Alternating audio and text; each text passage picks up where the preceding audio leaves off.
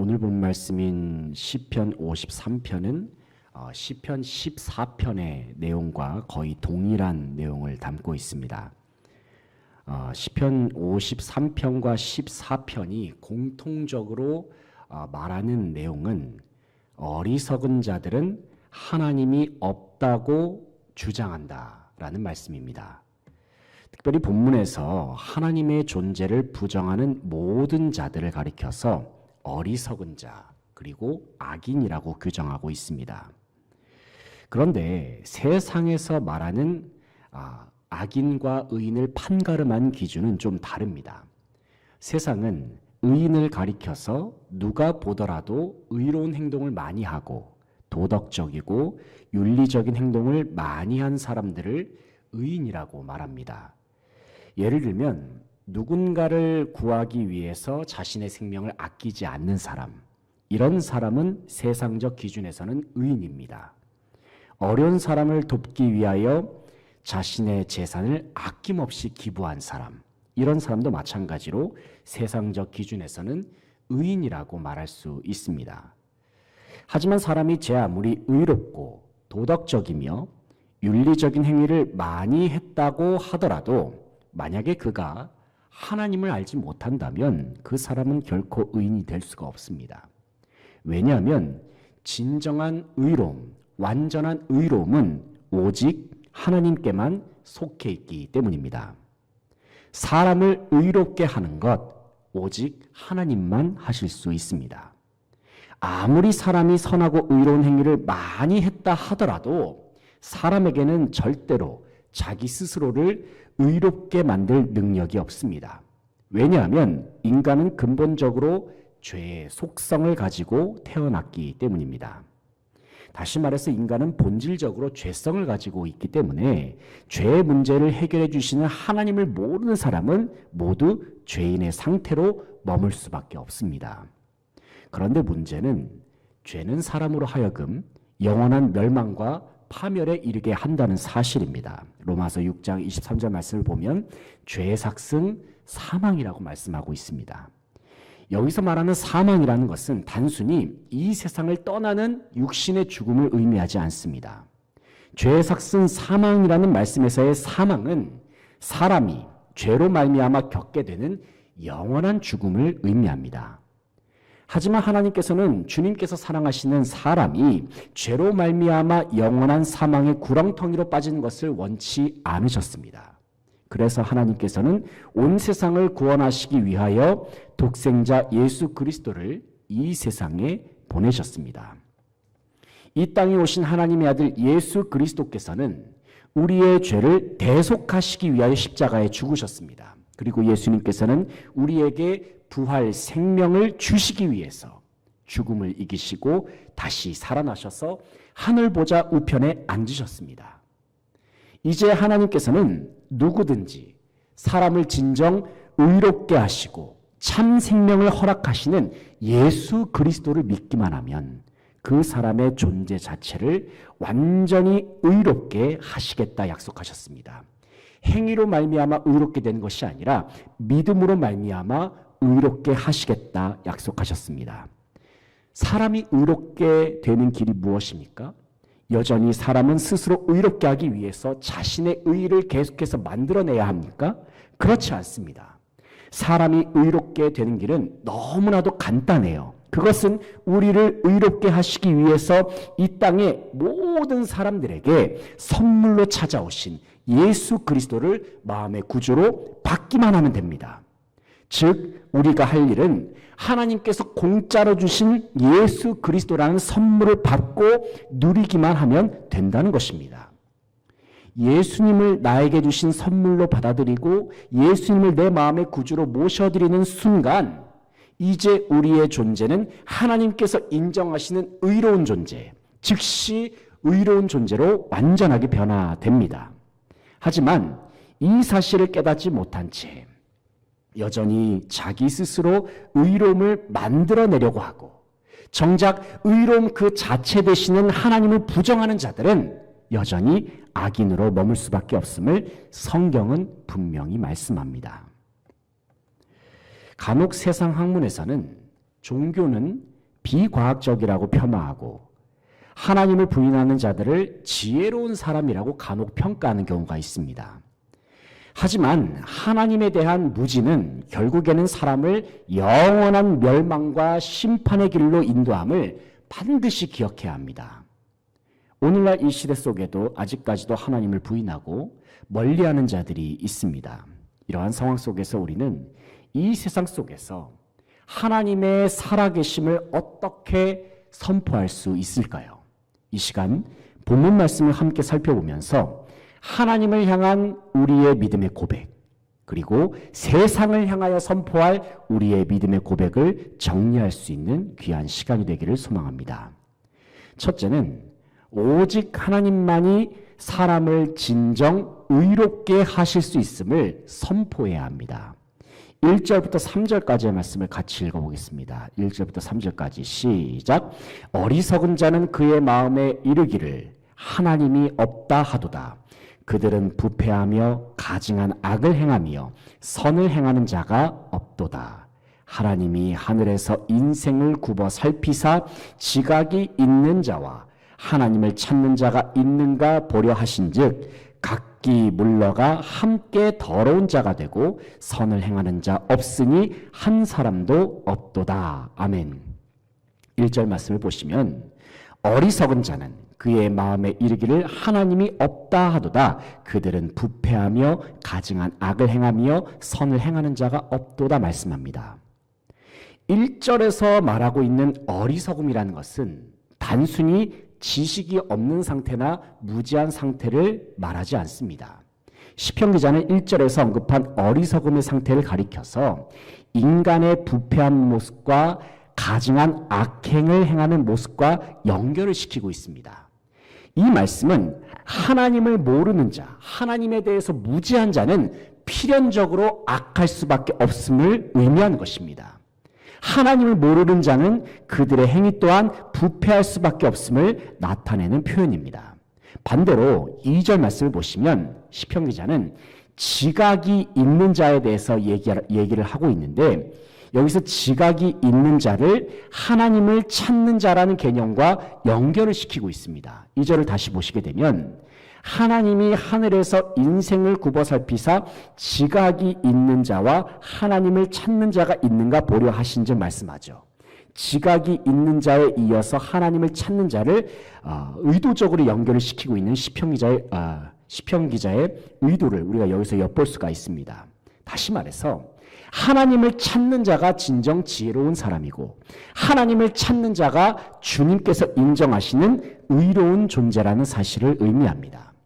세상 사람들 관점에서 보게 되면 눈에 보이지 않는 하나님을 찾고 눈에 보이지 않는 하나님을 의지하고 눈에 보이지 않는 하나님을 예배하고 찬양하는 것, 그들의 관점에서 보면 참으로 어리석어 보입니다. 왜냐하면 그들은 하나님이 없다고 굳게 믿고 있는 자들이기 때문입니다. 여러분 한번 코로나 팬데믹이 발생한 이후에 우리가 사회적 거리두기가 한창이었을 때를 한번 생각해 보시기 바랍니다. 하나님을 모르는 세상 사람들이 기독교인들이 예배를 한다고 얼마나 손가락질하면서 비아냥댔습니까? 코로나 방역이 위급한 상황 속에서 교회가 또 예배한다고. 방역은 과학의 영역이지 종교의 영역이 아니라고. 도대체 있지도 않은 하나님을 도대체 왜 찾고 그렇게 예배하고 그렇게 모이냐고. 그들은 그리스도인들을 향하여서 비난하지 않았습니까? 하지만 그렇게 비난했던 그들도 언젠가는 분명히 알게 될 것입니다. 그것은 하나님은 진정 살아계시며 하나님은 온 세계와 열방을 다스리시고 통치하시며 절대적인 권위로 심판하신다. 그 사실을 그들도 확실하게 알게 될 것입니다. 하나님을 모르는 자들은 악합니다. 반대로 하나님을 찾는 자들은 주님께서 의로운 존재라고 여기십니다. 우리가 이 사실을 기억하면서 아직도 하나님을 알지 못하는 이 세상 속에서 주님의 살아계심을 증거하면서 살아갈 수 있는 저와 여러분의 삶이 될 수 있기를 간절히 소망합니다. 둘째는 오직 하나님만이 온 세상을 절대적인 주권으로 심판하심을 선포해야 합니다. 4절 5절 말씀 같이 읽어보겠습니다. 4절 5절 시작. 죄악을 행하는 자들은 무지하냐? 그들이 떡 먹듯이 내 백성을 먹으면서 하나님을 부르지 아니하는도다. 그들이 두려움이 없는 곳에서 크게 두려워하였으니 너를 대항하여 진친 그들의 뼈를 하나님이 흩으심이라. 하나님이 그들을 버리셨으므로 내가 그들에게 수치를 당하게 하였도다. 아멘. 5절을 보게 되면 그들이 두려움이 없는 곳에서 크게 두려워하였다 말씀하고 있고, 너를 대항하여 진친 그들의 뼈를 하나님이 흩으심이라 말씀하고 있습니다. 5절에서 지칭하고 있는 그들은 하나님을 부정하는 악인을 가리킵니다. 하나님의 존재를 인정하지 않는 어리석은 자의 마음속에는 악한 마음으로 가득 차 있습니다. 4절을 보게 되면 악인들은 하나님의 백성을 해칠 때에 떡 먹듯이 해친다라는 표현이 나옵니다. 다시 말해서 하나님을 부정하는 악인들이 하나님을 찾는 의인들을 해칠 때에 그들이 가진 힘으로 마음껏 짓밟고 유린하는 모습을 이렇게 표현한 것입니다. 하지만 하나님께서는 악인들의 악행을 가만히 두고 보지 않으신다고 말씀하십니다. 오히려 하나님께서는 악인들의 행위에 대해서 적극적으로 심판하심을 경고하십니다. 하나님의 때에 하나님의 심판을 경험하게 될 악인들은 결국에는 크게 두려워할 수밖에 없음을 시편 기자는 선언합니다. 왜냐하면 그들이 그동안 부정해왔고 존재조차도 인정하지 않았던 하나님의 심판을 만나게 되는 순간, 그때서야 비로소 그들은 하나님의 살아계심을 깨닫게 될 것이기 때문입니다. 하지만 하나님의 심판이 이르렀을 때에는 이미 때가 늦었습니다. 악인들은 살아생전에 그들에게 하나님이 살아계신다는 말씀이 들렸을 때에 바로 그때에 하나님을 받아들이고 인정했어야 했습니다. 시간이 다 지나고 나서 그들에게 남은 건 결국에는 멸망이요 영원한 죽음뿐입니다. 우리는 악인들의 결말을 바라보면서 하나님을 모르는 사람들이 이 세상을 살아갈 때에 주님을 받아들일 기회, 주님을 믿을 수 있는 기회가 그리 많이 남지 않았음을 생각해 봅니다. 인생은 한 치 앞도 내다볼 수가 없습니다. 인생은 유한합니다. 그렇기 때문에 정말 때가 얼마 남지 않았습니다. 사랑하는 성도 여러분, 아직도 이 세상은 하나님을 알지 못하는 자들이 많이 있습니다. 하나님을 모르는 자들에게 복음을 전하여서 그들이 주님을 영접할 수 있도록, 그래서 하나님의 심판을 면할 수 있도록 주님의 살아계심을 증거하며 나아가는 모든 성도들 되시기를 간절히 바라고 소망합니다. 셋째는 우리가 하나님의 살아계심을 선포할 때에 그렇다면 어떻게 선포해야 하는가? 그 부분입니다. 셋째는 하나님의 능력을 힘입어서 우리는 주님의 살아계심을 선포해야 합니다. 6절 말씀을 함께 읽겠습니다. 6절 시작. 시온에서 이스라엘을 구원하여 줄 자 누구인가? 하나님이 자기 백성의 포로된 것을 돌이키실 때에 야곱이 즐거워하며 이스라엘이 기뻐하리로다. 아멘. 6절의 하반절을 보시게 되면 하나님이 자기 백성의 포로된 것을 돌이키실 때에 야곱이 즐거워하며 이스라엘이 기뻐하리로다 말씀합니다. 이 말씀은 이스라엘 백성들이 이방 나라들로부터 포로 생활을 했던 시절을 떠올리게 합니다. 그 옛날 이스라엘 백성들이 포로 생활을 했을 때에 먼저는 애굽에서 종살이 생활을 했던 것을 우리는 떠올릴 수가 있습니다. 그뿐만 아니라 이스라엘은 바벨론에서 무려 70년간을 포로 생활을 하기도 했습니다. 여러분, 포로 생활은 어떤 삶입니까? 포로 생활은 한마디로 말해서 자유가 박탈된 삶입니다. 누군가에 의해서 지배당하고 속박당하고 종속된 삶을 말합니다. 그런데 하나님께서는 이처럼 억압당하고 고통당하는 이스라엘을 포로 생활로부터 구원하시고 해방시키셔서 참 자유를 주시겠다 말씀하셨습니다. 그런데 6절의 상반절을 보면 하나님의 구원이 어디에서 출발하느냐? 바로 시온에서 출발한다 말씀합니다. 제가 금요기도의 시간에 자주 말씀을 드렸지만 시온이라는 장소는 하나님의 임재를 상징하는 장소라고 설명을 드린 바 있습니다. 그 옛날 시온은 하나님의 성전이 있는 산성을 의미했습니다. 시온 산성을 의미했죠. 하지만 오늘날의 시온은 예수 그리스도를 마음에 모시는 그리스도인 자체를 의미합니다. 그렇기 때문에 오늘날의 시온은 바로 주님을 영접한 저와 여러분 그 자체를 의미한다고 저는 계속해서 그동안 강조를 드린 바가 있습니다.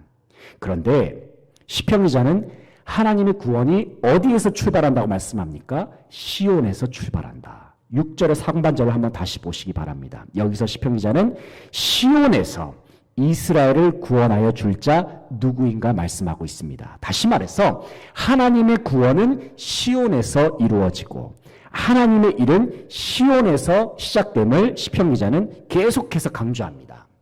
사랑하는 성도 여러분, 한번 이 말씀을 여러분 각자에게 적용해 보시기 바랍니다. 하나님의 구원이 누구로부터 시작합니까? 바로 예수님을 마음에 모시고 살아가는 시온과 같은 존재, 바로 저와 여러분을 통하여 이루어지는 줄로 믿습니다. 이 말씀은 하나님께서 주님의 사역과 주님께서 이루실 구원을 위하여 저와 여러분을 사용하시겠다는 의미이기도 합니다. 세상은 여전히 하나님을 모른다고 말하고 여전히 많은 이들은 영원한 멸망을 향해 걸어가고 있습니다. 그러나 중요한 것은 하나님께서는 여전히 이 세상을 포기하지 않으셨다는 것입니다.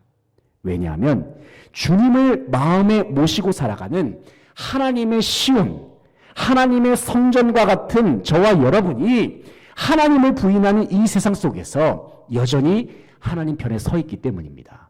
마치 우리의 모습은, 우리의 상황은 그 옛날 하나님께 대한 믿음을 끝까지 지켜내었던 남은 자들과도 같다는 것이죠. 그러므로 사랑하는 성도 여러분, 하나님을 마음에 모시고 살아가는 그러한 자들로서 하나님의 살아계심을 세상에 선포하면서 죽어가는 한 영혼을 살리고 어두운 이 세상 속에서 하나님의 나라를 널리 확장하는 사명을 감당하며 나아가는 모든 성도들의 삶, 저와 여러분의 삶이 될 수 있기를 간절히 바라고 소망합니다.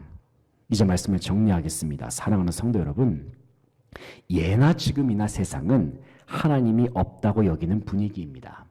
이러한 분위기가 지배하는 현실 속에서 믿음을 지키면서 살아간다는 것은 여전히 외롭고도 힘든 싸움일 수 있습니다. 하지만 주님께서는 저와 여러분을 특별히 사랑하셔서 하나님을 모시고 살아가는, 예수 그리스도를 모시고 살아가는 성전과 같은 존재, 시온과도 같은 존재로 저와 여러분을 삼아 주셨습니다. 그리고 하나님께서는 저와 여러분을 통하여 하나님의 일을 이루어 나아가시길 바라시고 계시고 하나님의 구원을 행하기를 원하시고 계신다는 사실입니다.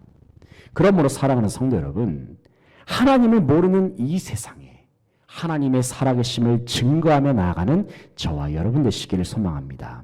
오직 하나님만이 사람을 진정으로 의롭게 하시고 오직 하나님만이 절대적인 주권으로 온 세상 천지 만물을 다스리시고 주관하시고 심판하신 분이심을 담대하게 선포하고 증거할 수 있기를 바랍니다. 그리하여 하나님을 모르는 세상 사람들이 우리들의 믿음의 선포로 말미암아 하나님을 알게 되고 구원받는 역사가 곳곳에서 일어나게 되기를 간절히 바라고 소망합니다. 이 시간에 함께 기도하며 나아가겠습니다.